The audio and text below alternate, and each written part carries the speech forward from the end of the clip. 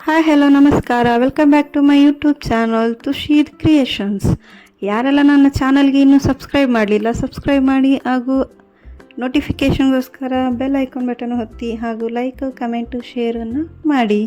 So ನಾನು ಇವತ್ತಿನ ವಿಡಿಯೋದಲ್ಲಿ ವೆಜಿಟೇಬಲ್ ಕುರ್ಮಾ ಮಾಡೋದು ಹೇಗೆ ಅಂತ ಹೇಳ್ಕೊಡ್ತೇನೆ. ಸೊ ವೆಜಿಟೇಬಲ್ ಕುರ್ಮಾ ಮಾಡೋದು ಹೇಗೆ ಅಂತ ನೋಡುವ ಬನ್ನಿ. ಸೊ ಮೊದಲಿಗೆ ನಾನಿಲ್ಲಿ ಸಣ್ಣ ಸಣ್ಣದಾಗಿ ತರಕಾರಿಯನ್ನೆಲ್ಲ ಕಟ್ ಮಾಡ್ಕೊಂಡು ಇಟ್ಕೊಂಡಿದ್ದೇನೆ. ಸೊ ಅದನ್ನು ಫಸ್ಟು ಒಂದು ಕುಕ್ಕರಿಗೆ ಎಲ್ಲ ವೆಜಿಟೇಬಲ್ಸನ್ನು ಆ್ಯಡ್ ಮಾಡುವ. ಸೊ ಮೊದಲಿಗೆ ನಾನಿಲ್ಲಿ ಬಟಾಟೆ ಚಿಕ್ಕದಾಗಿ ಕಟ್ ಮಾಡಿ ಇಟ್ಕೊಂಡಿರೋದನ್ನು ಆ್ಯಡ್ ಮಾಡ್ತಿದ್ದೇನೆ. ನಂತರದಲ್ಲಿ ಬಟಾಣಿ ಆ್ಯಡ್ ಮಾಡ್ತಿದ್ದೇನೆ. ಬಟಾಣಿ ಇದು ಹಸಿ ಬಟಾಣಿ, ಸೊ ನಾನು ನೆನೆಸಿಲ್ಲ. ಸೊ ನಿಮಗೆ ಹಸಿ ಬಟಾಣಿ ಇಲ್ಲ ಅಂತ ಹೇಳಿದರೆ ಒಣಗಿರುವ ಬಟಾಣಿಯನ್ನು ಒಂದು ನೈಟ್ ನೆನೆ ಇಟ್ಕೊಳ್ಳಿ. ಇಲ್ಲಾಂದರೆ ಡೇ ಮಾಡ್ತಾಯಿದ್ದೀರಿ ಅಂದರೆ 2 hours ಮೊದಲೇ ನೆನೆಸಿ. ಬಟಾಣಿಯನ್ನು ನೆನೀತದೆ ಚೆನ್ನಾಗಿ. ಆದಮೇಲೆ ನಾನಿಲ್ಲಿ ಕ್ಯಾರೆಟ್ ಆ್ಯಡ್ ಮಾಡ್ಕೊಂಡಿದ್ದೇನೆ. ಅದಾದ ನಂತರ ಒಂದು 5ರಿಂದ 10 ಇರ್ಬೋದು. ಸೊ ಬೀನ್ಸನ್ನು ಕೂಡ ಆ್ಯಡ್ ಮಾಡ್ಕೊಂಡಿದ್ದೇನೆ. ನಂತರದಲ್ಲಿ ನಾನು ಒಂದು ಟೊಮೆಟೊ ತಗೊಂಡಿದ್ದೇನೆ. ಒಂದು ಟೊಮೆಟೊ ಕೂಡ ಚಿಕ್ಕ ಚಿಕ್ಕದಾಗಿ ಕಟ್ ಮಾಡ್ಕೊಂಡು ಆ್ಯಡ್ ಮಾಡ್ಕೊಂಡಿದ್ದೇನೆ. ಅದಾದಮೇಲೆ ಸ್ವಲ್ಪ ನೀರನ್ನು ಸೇರಿಸ್ಕೊಂಡು ಒಂದು ಸ್ವಲ್ಪ ಉಪ್ಪು ತಗೊಂಡು ಆ್ಯಡ್ ಮಾಡ್ಕೊಳ್ತಿದ್ದೇನೆ. ನಂತರ ಇದನ್ನು ಕುಕ್ಕರನ್ನು ಮುಚ್ಚಿ ಅದನ್ನು ಸ್ವಲ್ಪ ವಿಜಿಲಿಗೆ ಒಂದು 3ರಿಂದ 4 ವಿಜಿಲ್ ಆದರೆ ಸಾಕು. 4 ವಿಜಿಲ್ ಸಹ ಜಾಸ್ತಿ ಆಗ್ತದೆ.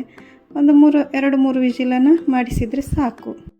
ಸೊ ನಾನೀಗ ಕುಕ್ಕರಲ್ಲಿ ಬೇಯಲಿಕ್ಕೆ ಬಿಟ್ಟು ನಾನೀಗ ಒಂದು ಮಸಾಲ ಮಾಡ್ಕೊಳ್ತಿದ್ದೇನೆ ಇನ್ನೊಂದು ಕಡೆಯಿಂದ. ಸೊ ಈ ಮಸಾಲೆಗೆ ಏನೆಲ್ಲ ಆ್ಯಡ್ ಮಾಡ್ತಿದ್ದೇನೆ ಹೇಳಿದರೆ, ಒಂದು ಮಿಕ್ಸಿ ಜಾರಿಗೆ ಸೊ ಒಣಗಿದ ಮೆಣಸು ಒಂದು 5, ಹಸಿಮೆಣಸಿನ ಒಂದು 3, ಕೊತ್ತಂಬರಿ ಬೀಜ 1-2 ಸ್ಪೂನು, ಆದಮೇಲೆ ಗೋಡಂಬಿ ಆ್ಯಡ್ ಮಾಡ್ತಿದ್ದೇನೆ ಒಂದು 4, ಆದಮೇಲೆ ತೆಂಗಿನಕಾಯಿ ಒಂದು ಅರ್ಧ ತೆಂಗಿನಕಾಯಿ ತುರಿದುಕೊಂಡಿರೋದು, ಬೆಳ್ಳುಳ್ಳಿ ಮತ್ತು ಜೀರಿಗೆ, ಒಂದು ಸ್ವಲ್ಪ ಅರಿಶಿಣ, ಒಂದು ಸ್ವಲ್ಪ ಹುಳಿ, ಇಷ್ಟನ್ನು ಆ್ಯಡ್ ಮಾಡ್ತಿದ್ದೇನೆ. ಎಲ್ಲದು ನಾನಿಲ್ಲಿ ಹಸಿದು ಆ್ಯಡ್ ಮಾಡ್ತಾ ಇದ್ದೇನೆ, ಯಾವುದು ನಾನಿಲ್ಲಿ ಹುರಿದುಕೊಂಡಿಲ್ಲ. ಸೊ ಹಸಿಯಾಗಿ ಎಲ್ಲನೂ ಹಸಿದನ್ನೇ ಆ್ಯಡ್ ಮಾಡಿಕೊಂಡು ಮಿಕ್ಸಿ ಮಾಡ್ಕೊಳ್ತಾ ಇದ್ದೇನೆ. ಸೊ ಈಗ ವೆಜಿಟೇಬಲ್ಸ್ ಬೆಂದಿದೆ, ಅದನ್ನು ಸೈಡ್ ತೆಗೆದಿಟ್ಕೊಂಡಿದ್ದೇನೆ. ಮತ್ತು ಮಸಾಲೆ ಕೂಡ ಮಿಕ್ಸಿಗೆ ಹಾಕಿ ಸೈಡ್ ತೆಗೆದುಕೊಂಡಿದ್ದೇನೆ. ಸೊ ಈಗ ಒಗ್ಗರಣೆ ಕೊಡುವ. ಸೊ ಮೊದಲಿಗೆ 2 ಸ್ಪೂನ್ ಆಗುವಷ್ಟು ಎಣ್ಣೆ ಹಾಕ್ಕೊಂಡಿದ್ದೇನೆ. ಅದಕ್ಕೆ ಲವಂಗ, ಒಂದು ಚಕ್ಕೆ ಮತ್ತು ಒಂದು ಎಲೆ, ಬಿರಿಯಾನಿ ಎಲೆ ಹಾಕ್ಕೊಂಡಿದ್ದೇನೆ. ನಂತರ ಅದಕ್ಕೆ ಒಂದು ಈರುಳ್ಳಿ ಹಾಕಿ ಅದನ್ನ ಸ್ವಲ್ಪ ಫ್ರೈ ಆಗಲಿಕ್ಕೆ ಬಿಡಬೇಕು. ನೆಕ್ಸ್ಟ್ ಒಂದು ಸ್ವಲ್ಪ ಶುಂಠಿ ಬೆಳ್ಳುಳ್ಳಿ ಪೇಸ್ಟನ್ನು ಆ್ಯಡ್ ಮಾಡ್ಕೊಳ್ತಾ ಇದ್ದೇನೆ. ಅದನ್ನು ಕೂಡ ಬೇಯಲಿಕ್ಕೆ ಬಿಡಬೇಕು. ಇದೆಲ್ಲ ಆದಮೇಲೆ ಸ್ವಲ್ಪ ಈರುಳ್ಳಿಯನ್ನು ಒಂಚೂರು ಬ್ರೌನ್ ಬರೋವರೆಗೂ ಬೇಯಲಿಕ್ಕೆ ಬಿಡಬೇಕು. ನೋಡಿ ಅದು ಬೇಯ್ತಾ ಇದೆ ಚೆನ್ನಾಗಿ. ಸೊ ನಾನಿಲ್ಲಿ ಕಾಲಿಫ್ಲವರ್ ಏನಿದೆ ಅದನ್ನು ತೆಗೆದು ಇಟ್ಕೊಂಡಿದ್ದೆ, ಬಟ್ ಅದಕ್ಕೆ ಹಾಕಿರಲಿಲ್ಲ. ಬೆಂದರೆ ಅದು ಫುಲ್ಲು ಮಿಜ್ಜಿ ಆಗ್ತದೆ ಅಂತ ಹಾಕಿರಲಿಲ್ಲ. ಸೊ ಹಾಗಾಗಿ ಇಲ್ಲಿ ಒಗ್ಗರಣೆ ಕೊಡುವಲ್ಲಿ ನಾನು ಹಾಕ್ಕೊಳ್ತಾ ಇದ್ದೇನೆ. ಸೊ ಅದನ್ನು ಹಾಕಿ ಒಂದು ಸ್ವಲ್ಪ ಬೇಯಿಸಬೇಕು ಆಯಿಲಲ್ಲಿ. ಇದನ್ನು ಒಂದು ಸ್ವಲ್ಪ ಆಯಿಲಲ್ಲಿ ಬೇಯಿಸಿ ಆಗ ಒಂದು ಸ್ವಲ್ಪ ಅದು ಬೇಯ್ತದೆ. ನಂತರದಲ್ಲಿ ಇದೆಲ್ಲ ಬೆಂದಾದಮೇಲೆ ಇದಕ್ಕೆ ನಾವು ಮಸಾಲವನ್ನು ಏನು ರೆಡಿ ಮಾಡಿ ಇಟ್ಕೊಂಡಿದ್ದೇವೆ ಅದನ್ನು ಆ್ಯಡ್ ಮಾಡಿಕೊಳ್ಳುವ. ಸೊ ಮಿಕ್ಸಿಗೆ ಹಾಕಿಟ್ಟಿರೋದು ನೋಡ್ಕೋಬೋದು. ಚೆನ್ನಾಗಿ ಸಣ್ಣಾಗಿ ಮಿಕ್ಸಿ ಮಾಡಬೇಕು, ಇಲ್ಲಾಂದರೆ ಟೇಸ್ಟ್ ಚೆನ್ನಾಗಿರೋದಿಲ್ಲ. ಸೊ ಇಲ್ಲಿ ನಾನು ಮಿಕ್ಸಿ ಮಾಡಿರೋ ಮಸಾಲನ ಆ್ಯಡ್ ಮಾಡ್ತಿದ್ದೀನಿ. ಸೊ ಮಸಾಲ ಹಸಿಯಾಗಿ ರುಬ್ಕೊಂಡಿರೋದ್ರಿಂದ ಎಲ್ಲನೂ ಸ್ವಲ್ಪ ಆಯಿಲಲ್ಲಿ ಫ್ರೈ ಆಗಲಿಕ್ಕೆ ಬಿಡಬೇಕು. ಸೊ ಚೆನ್ನಾಗಿ ಇಲ್ಲಿ ಫಸ್ಟ್ ಕರಗಿಸಿ ಚೆಂದ ಮಾಡಿ ಒಂದು ಸ್ವಲ್ಪ ಆಯಿಲಲ್ಲಿ ಫ್ರೈ ಆಗಲಿಕ್ಕೆ ಬಿಡಬೇಕು. ಸೊ ನೋಡಿ ಇಲ್ಲಿ ಬೇಯ್ತಾ ಇದೆ ಆಯಿಲಲ್ಲಿದು. ಸೊ ಇದಕ್ಕೆ ನಾನೀಗ ನೀರು ಆ್ಯಡ್ ಮಾಡಿಲ್ಲ, ಏನು ಮಸಾಲ ರುಬ್ಕೊಂಡಿದ್ದೇನೆ ಅದು ಮಾತ್ರ ಆ್ಯಡ್ ಮಾಡಿ ಬಿಟ್ಟಿರೋದು. ಸ್ವಲ್ಪ ಈಗ ಬೆಂದಿದೆ. ಇದು ಬೆಂದ ನಂತರ ಒಂದು 2ರಿಂದ 3 ನಿಮಿಷ ಬೆಂದ ನಂತರ ಇದಕ್ಕೆ ನೆಕ್ಸ್ಟ್ ನಾವು ವೆಜಿಟೇಬಲ್ಸ್ ಏನು ಬೇಯಿಸಿರ್ತೇವೆ ಅದನ್ನು ಆ್ಯಡ್ ಮಾಡ್ಕೋಬೇಕು.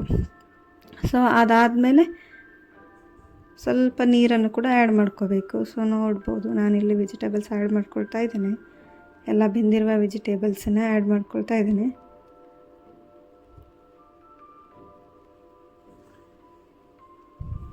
ಸೊ ಎಲ್ಲ ಈಗ ಆ್ಯಡ್ ಮಾಡ್ಕೊಂಡಿದ್ದೇನೆ, ಆಲ್ಮೋಸ್ಟ್ ಎಲ್ಲ ವೆಜಿಟೇಬಲ್ಸ್ ಎಲ್ಲ ಆ್ಯಡ್ ಮಾಡ್ಕೊಂಡಿದ್ದೇನೆ. ಸೊ ಇನ್ನು ಅದನ್ನು ಸ್ವಲ್ಪ ಚೆನ್ನಾಗಿ ಮಿಕ್ಸ್ ಮಾಡಿ ಒಂದು 2ರಿಂದ 3 ನಿಮಿಷ ಬೇಯಲಿಕ್ಕೆ ಬಿಡಬೇಕು. ಇದು ಬೆಂದ ನಂತರ ನಿಮಗೆ ನೀರಿದ್ದು ಕ್ವಾಂಟಿಟಿ ಎಷ್ಟು ಬೇಕು ಅಷ್ಟು ಆ್ಯಡ್ ಮಾಡಿಕೊಂಡು ಬೇಯಲಿಕ್ಕೆ ಬಿಡಬೇಕು. ಸೊ ಇದನ್ನು ಬೇಯಲಿಕ್ಕೆ ಬಿಟ್ಟರೆ ಒಂದು ಸ್ವಲ್ಪ ನಂತರ ನಾನಿಲ್ಲಿ ಇನ್ನೂ ಉಪ್ಪು ಆ್ಯಡ್ ಮಾಡಿಲ್ಲ.